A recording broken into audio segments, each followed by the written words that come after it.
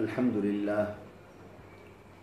لله وحده والصلاة والسلام على من لا نبي بعده وعلى آله وأصحابه الذين أوفوا عهدا الذين هم مفاتيح الرحمة ومصابيح الغرر ونشهد أن لا إله إلا الله وحده لا شريك له ونشهد أن سيدنا ومولانا محمدا عبده ورسوله أما بعد فأعوذ بالله من الشيطان الرجيم بسم الله الرحمن الرحيم فاعلم أنه لا إله إلا الله واستغفر لذنبك وقال تبارك وتعالى في موضع آخر اقرأ باسم ربك الذي خلق خلق الإنسان من علق اقرأ وربك الأكرم الذي علم بالقلم علم الإنسان ما لم يعلم وقال رسول الله صلى الله عليه وسلم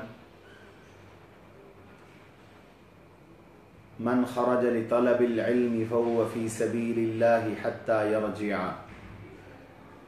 وقال رسول الله صلى الله عليه وسلم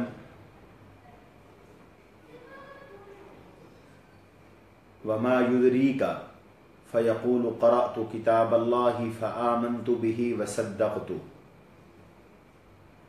اللهم صل على محمد وعلى آل محمد كما صليت على إبراهيم وعلى آل إبراهيم إنك حميد مجيد اللهم بارك على محمد وعلى آل محمد كما باركت على إبراهيم وعلى آل إبراهيم إنك حميد مجيد رب اشرح لي صدري ويسر لي أمري واحلل عقدة من لساني يفقهوا قولي رب زدني علما وارزقني فهما سبحانك لا علم لنا إلا ما علمتنا إنك أنت العليم الحكيم أستغفر الله الذي لا إله إلا هو الحي القيوم وأتوب إليه أستغفر الله الذي لا إله إلا هو الحي القيوم وأتوب إليه أستغفر الله الذي لا إله إلا هو الحي القيوم وأتوب إليه گرامی قدر ناظرین و سامعین، خواتین و حضرات، قرآن کریم کی سب سے پہلی وحی اور نزول کے لحاظ سے سب سے پہلی سورۃ العلق اور سورہ اقرا کی ابتدائی آیات اور ایک دوسری آیت آپ حضرات و خواتین کے سامنے تلاوت کی۔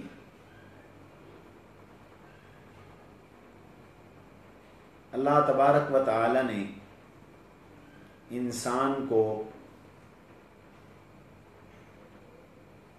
اس طرح بنایا ہے کہ یہ جب پیدا ہوا تو انسان جاہل تھا، کمزور بھی تھا، جاہل بھی تھا، لیکن علم کو اس کی فطرت میں شامل فرمایا۔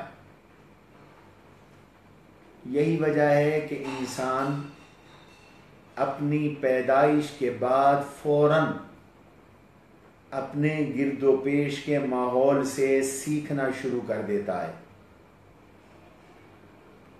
جاننا شروع کر دیتا ہے۔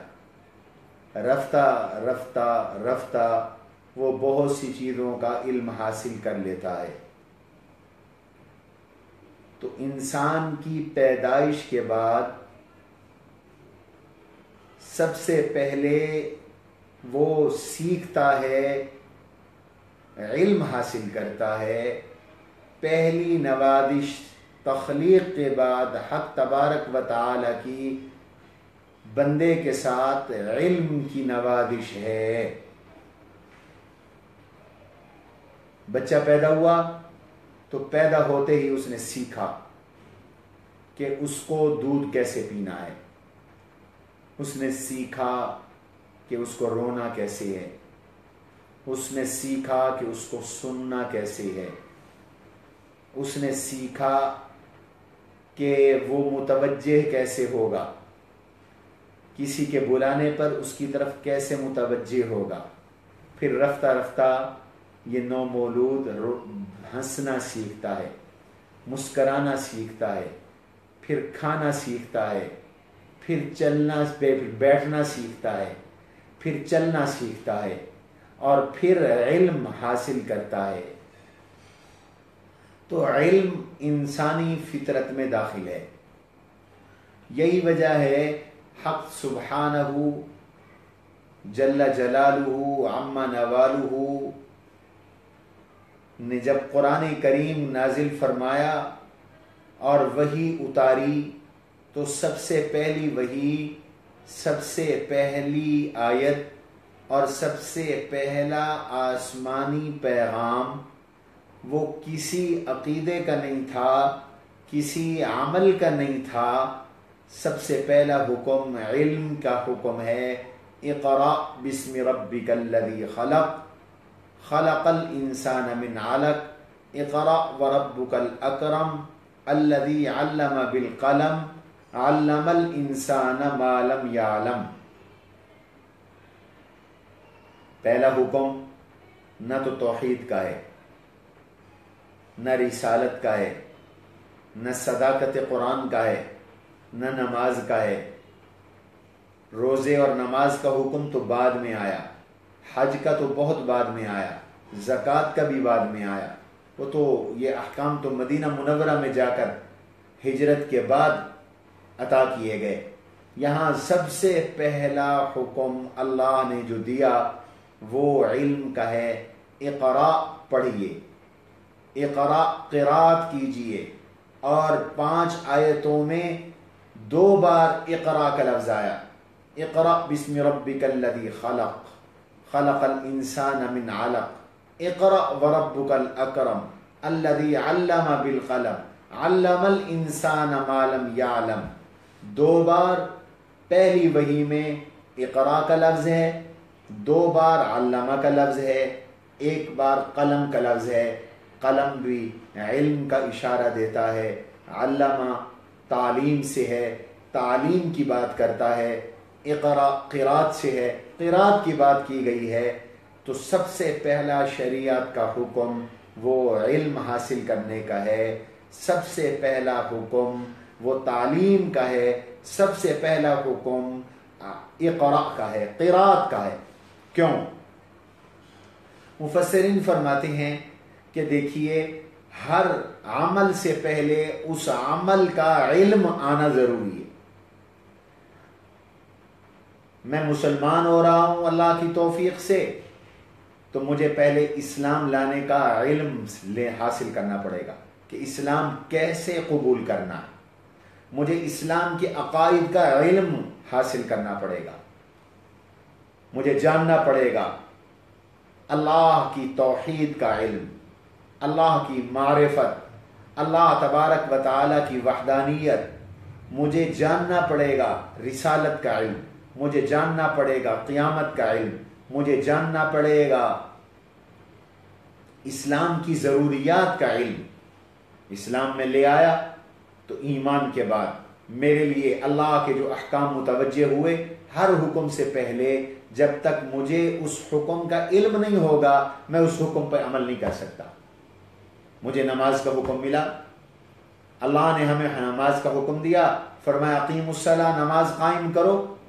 تو سب سے پہلے تو ہمیں یہ جاننا ہے کہ نماز کیسے ادا کرنی ہے، نماز کا مفہوم کیا ہے، نماز کے فرائض اور ارکان اور شرائط کیا ہیں، نماز کے واجبات کیا ہیں، نماز کی سنن کیا ہیں، نماز کے مستحبات کیا ہیں، نماز کے مفسدات کیا ہیں، کون سے اعمال ہیں جن سے نماز ٹوٹ جاتی ہے، کون سے اعمال ہیں جن سے نماز مکروہ ہو جاتی ہے، کون سے اعمال ہیں جن سے نماز ناقص رہ جاتی ہے، نماز کی رکعتیں کتنی ہیں. یہ سب علم ہوگا تو ظاہر ہے کہ نماز ادا کی جائے گی. روزے کا علم، روزے کا حکم آیا، روزے کا علم ہوگا تو روزہ ادا ہوگا. زکوٰۃ کا حکم آیا تو مال اللہ نے عطا کیا، زکوٰۃ کے مسائل کا علم ہوگا تو زکوٰۃ ادا کی جائے گی. اور اگر کوئی خوش نصیب حج پہ جا رہا ہے کوئی خوش نصیب حج پہ جا رہی ہے تو وہ حج پہ جانے سے پہلے جب تک حج کو سیکھیں گے نہیں، علم نہیں حاصل کریں گے تو ان کا حج کیسے ہوگا؟ انہیں جاننا پڑے گا کہ حج کے فرائض کیا ہیں، حج کے واجبات کیا ہیں، ترک واجب پر جنایت کیا ہے، اسے جاننا پڑے گا کہ مجھے حج کہاں کہاں کرنا ہے، کیا کیا حج میں مجھے مناسک ادا کرنی ہے۔ تو ان سب چیزوں کا جب تک علم نہیں ہوگا تو ظاہر ہے کہ حج بھی نہیں ہوگا۔ چونکہ ہر عمل کی بنیاد علم پر ہے، اس لیے سب سے پہلا حکم بھی اللہ نے علم کا دیا، اقرا، پڑھیے، علم حاصل کیجئے، قرات کیجئے، علم سیکھیے، دین سیکھیے، نظام دنیا سیکھیے، جینے کا سلیقہ سیکھیے، طریقہ سیکھیے، اقرا، پڑھیے۔ اور اسی مضمون کو حق تبارک و تعالی نے دوسرے مقام پر یوں ارشاد فرمایا، فَاعْلَمْ أَنَّهُ لَا إِلَٰهَ إِلَّا اللَّهُ وَاسْتَغْفِرْ لِذَنبِكَ۔ فرمایا فَاعْلَمْ، آپ جانیے، کس بات کو جانیے؟ آپ اس بات کو جانیے، آپ اس بات کو جانیے کہ اللہ کے سوا کوئی معبود نہیں ہے، وَاسْتَغْفِرْ لِذَنبِكَ، اور اپنے گناہوں پر استغفار کیجئے، اپنے گناہوں پر استغفار کیجئے۔ فَاعْلَمْ أَنَّهُ لَا إِلَٰهَ إِلَّا اللَّهُ وَاسْتَغْفِرْ لِذَنبِكَ، تو فَاعْلَمْ پہلے ہے، وَاسْتَغْفِرْ لِذَنبِكَ بعد میں ہے، یعنی علم کا حکم پہلے ہے، عمل کا حکم بعد میں ہے، تو علم کا درجہ عمل سے مقدم ہوا۔ اس لیے دین کا علم حاصل کرنا یہ ہر مسلمان کی بنیادی ضرورت ہے۔